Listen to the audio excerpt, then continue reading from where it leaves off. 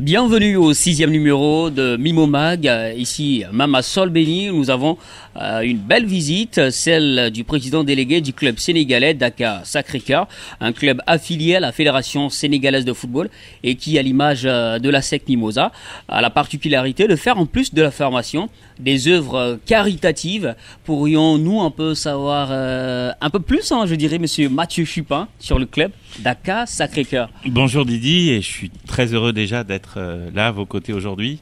Faire plus que du football, à mon sens, ça devrait être la vocation de tous les clubs africains, d'utiliser cette passion extraordinaire pour le foot.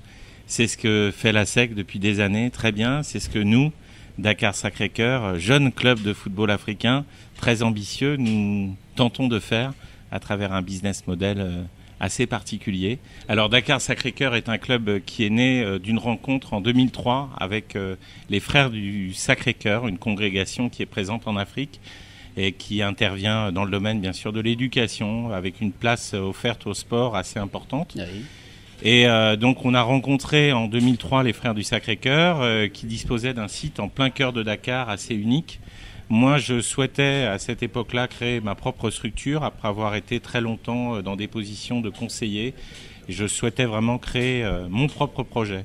Alors, en 2004, nous avons réalisé un business plan complet qui nous a permis en 2005 de créer l'association sportive Dakar Sacré-Cœur et de savoir exactement quel projet nous allions développer, à savoir un club africain avec 3 secteurs d'activité complémentaires. Le football professionnel, avec un projet sportif basé essentiellement sur la formation, autre point commun très fort avec la SEC, et nous nous sommes inspirés notamment, de l'histoire de la SEC pour prendre cette option importante.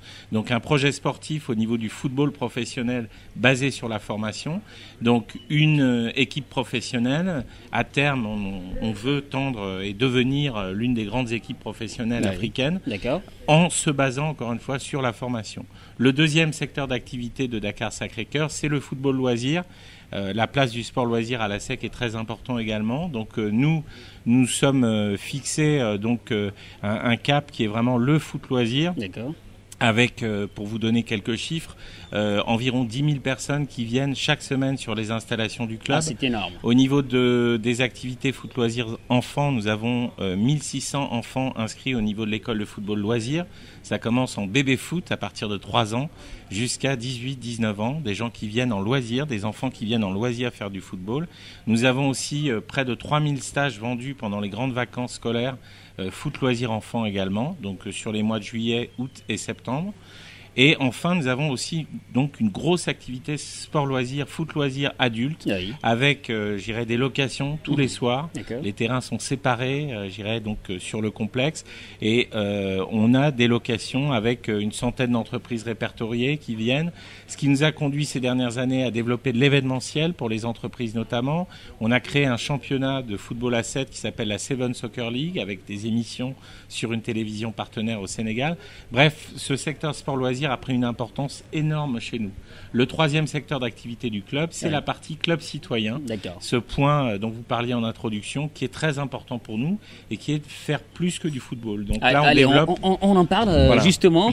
Parmi les 3 principaux axes des activités de Sacré-Cœur figure notamment ce club citoyen-là. Dites-nous, qu'est-ce que c'est qu'un club citoyen pour vous ? Alors, un club citoyen, encore une fois, c'est un club qui utilise la passion du football et se sert de cette passion pour essayer de servir d'autres objectifs, notamment des objectifs qui vont œuvrer pour le développement de l'environnement du club.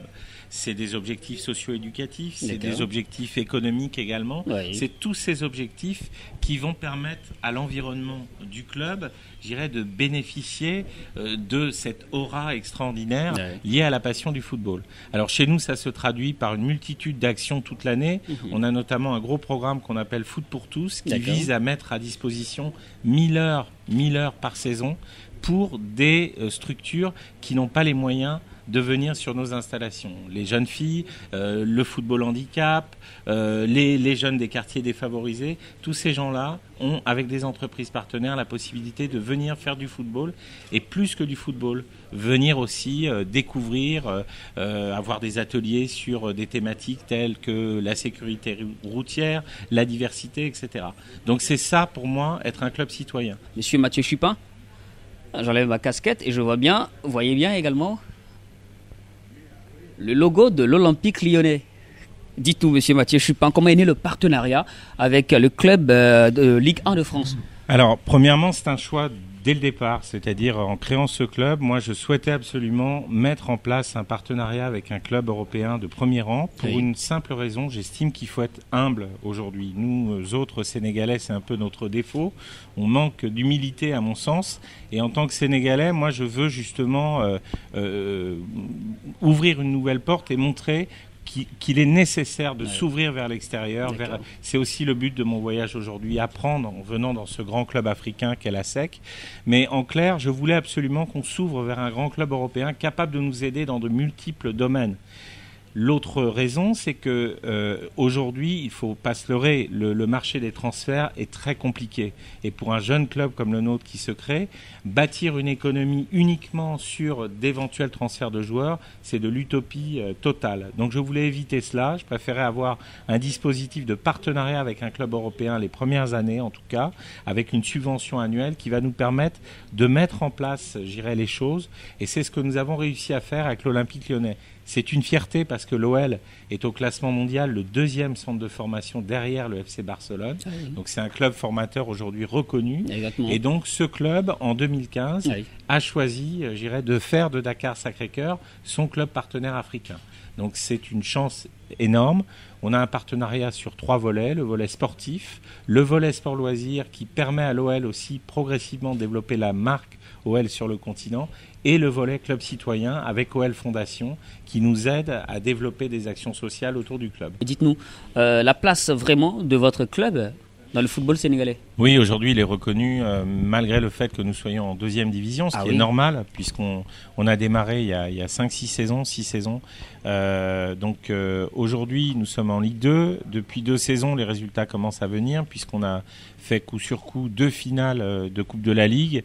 On a fait une demi-finale de Coupe du Sénégal et on a remporté le Trophée des Champions, ces 2 dernières saisons uniquement. On joue cette année les premiers rôles au niveau du championnat avec, c'est vrai, une volonté de se situer en fin de saison le plus haut possible, voire dans les 2 premières places, qui signifierait une montée en Ligue 1. Vous annoncez les ambitions? Les ambitions, elles sont légitimes au regard des installations, au regard de l'organisation du club. Dakar Sacré-Cœur, c'est 132 employés aujourd'hui, c'est vraiment une machine importante, c'est des installations de grande qualité, c'est un staff énorme puisque nous avons, en plus de Alain Olliot, Bruno Roard, l'entraîneur des pros qui s'occupe des Pro 2 et des U19, Raphaël Clapson, ces 2 derniers étaient au Havre l'année dernière. Donc Raphaël Clapson, lui, s'occupait des moins de 16 ans au Havre, il est en charge de la préformation chez nous.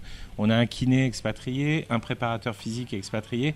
Ça fait beaucoup de monde, ça fait des moyens humains très importants, des gens qui travaillent au quotidien avec des coachs et des techniciens sénégalais pour faire du transfert de compétences. C'est normal que je demande des résultats. Voilà.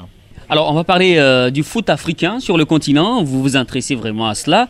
Le Sénégal a beaucoup de joie sur le plan professionnel en Europe, mais le Sénégal n'a pas encore remporté de Coupe d'Afrique des Nations. À votre niveau, comment vous l'expliquez pour vous? Comment est-ce que ça peut s'expliquer?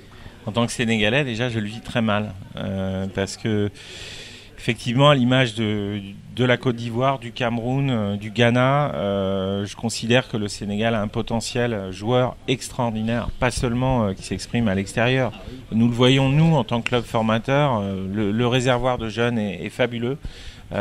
Et malheureusement, aujourd'hui, on n'est pas un grand pays de football en Afrique. Je l'estime. Ça ne plaît pas quand je le dis, mais on n'a rien gagné, tout simplement. On n'a absolument rien gagné. Alors c'est vrai qu'on fait régulièrement partie du top 5 africain, mais on n'a rien gagné. Donc il faut se rendre à l'évidence, il y a des problèmes. Il y a énormément de problèmes dans l'organisation et la gestion de notre football aujourd'hui. D'accord. Et ce que je disais un petit peu tout à l'heure, il est temps que nos responsables politiques, notamment, c'est le message que je passe très régulièrement, nos responsables politiques comprennent les véritables enjeux du sport.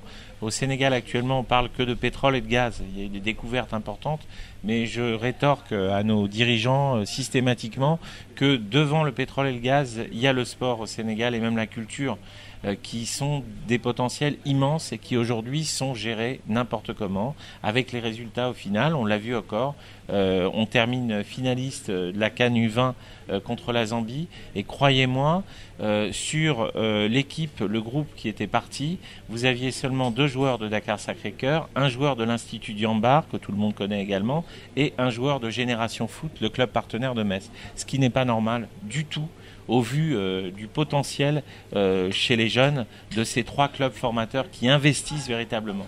Donc il y a d'autres choix qui guident aujourd'hui les sélections et on en pâtit au niveau des résultats. D'accord. Et vous avez dit à l'instant, vous êtes venu à Solbeni, le complexe sportif de la SEC, pour nous titiller. Mais au-delà de nous titiller, Monsieur Chupin, vous avez des rapports, hein, de bons rapports avec la SEC Nivosa. Je n'ai pas dit titiller parce que ça serait vraiment...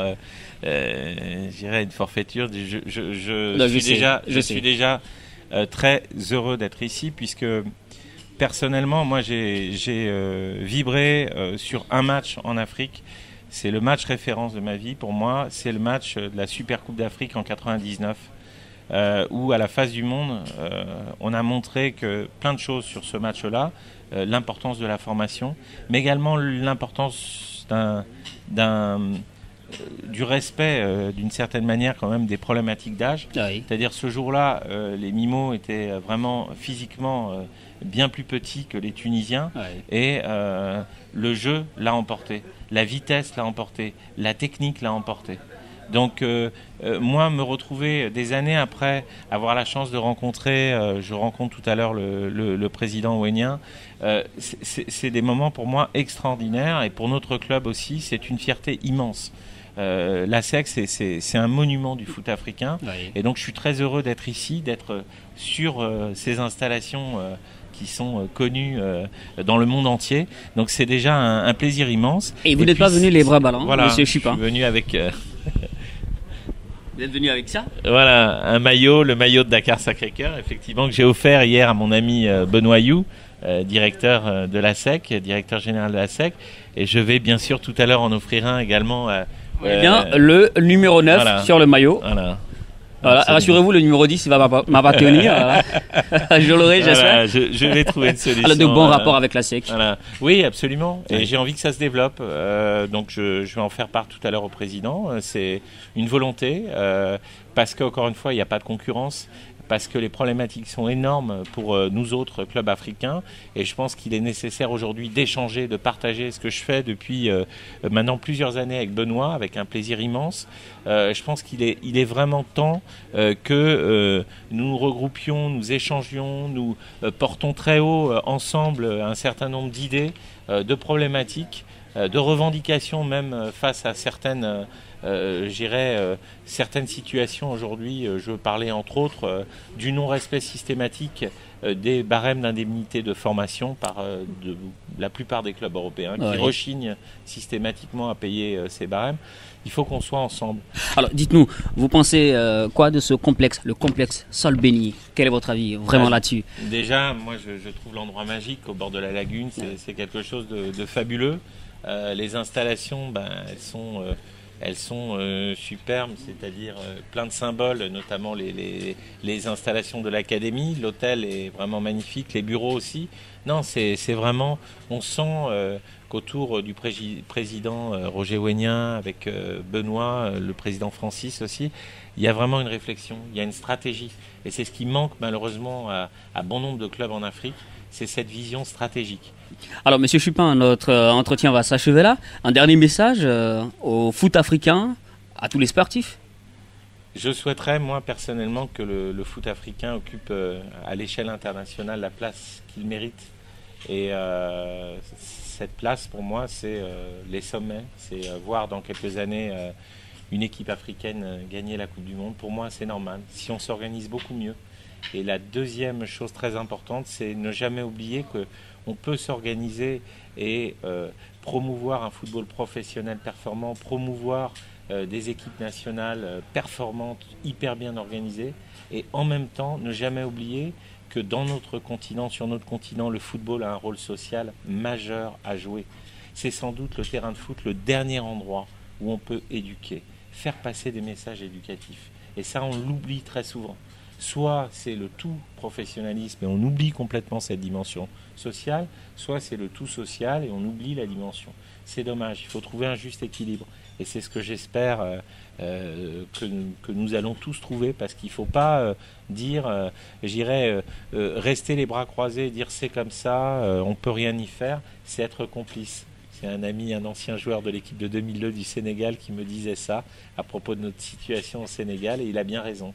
Rester les bras croisés et dire que c'est Salif Diao. D'accord, Salif Diao, voilà. Ah super. Rester les bras croisés face à des situations qui sont de plus en plus déplorables et qui freinent le processus de développement du football, c'est être complice. Voilà. Et on espère que vous n'êtes pas complice à cette situation, amis sportifs. Merci de nous avoir suivis à ce 6e numéro de Mimomag. Nous étions en compagnie de monsieur Mathieu Chupin, président délégué de Dakar Sacré-Cœur. Merci d'être passé. Merci. Et à très bientôt. À très bientôt, Didi. Merci.